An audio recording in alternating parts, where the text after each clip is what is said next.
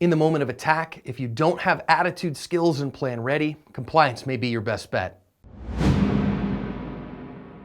Hi everyone, this is John with today's active self-protection lesson out of Cairns, Australia.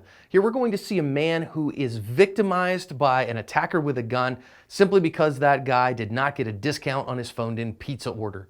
It is going to teach us important lessons about why we want to have our attitude, skills, and plan together beforehand.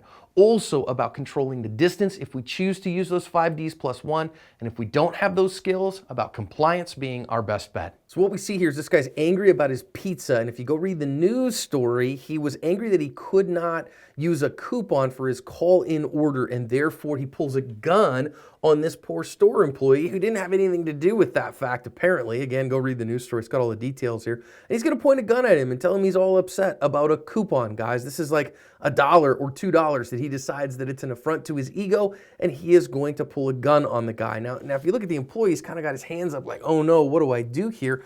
And obviously, I mean, guys, this is Australia. He's not used to having a gun pulled on him here, and he doesn't really think about those kind of things in his environment because handguns are fairly rare among the general population there. But our victim here still has to think of what he's going to do. And so what we see him doing here, it's the people who released the video that blurred his face, is he's got to negotiate and comply and do the very best he can. And so the guy finally is going to, grab his pizza and go, oh, the heck with it, and point the gun at him a couple of more times before he finally walks away after forcing the guy to his knees.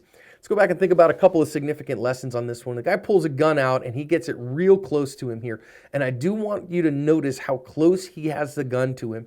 And I think some people, they look at close quarter gunfighting and they go, oh, nobody will ever pull a gun and put it right to your head. Well, we see him do that several times here. And that's why we do talk about, disarms from a one-handed gun grab and those kind of things, because they certainly can and do happen. We see it right there. He pulls the gun and just puts it right in his head as an intimidation tool. And if he had some significant empty-handed skills here, wouldn't have been all that difficult with some significant training to take that gun away from him. But this is life or death, and it is a serious thing. If you don't have those skills and those experiences to do that, your better bet might well be to comply. Now, again, that may not save you in the end, though, so I don't like leaving my safety in the hands of a felon.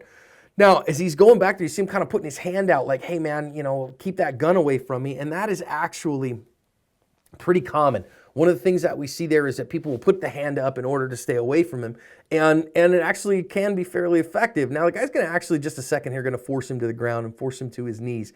And I really, this is a place where I really get frustrated with this, because when he puts him on his knees here, he's at a real disadvantage, and that's a place where he can get executed. So I'm really not a big fan of being forced to your knees or tied up and those kind of things.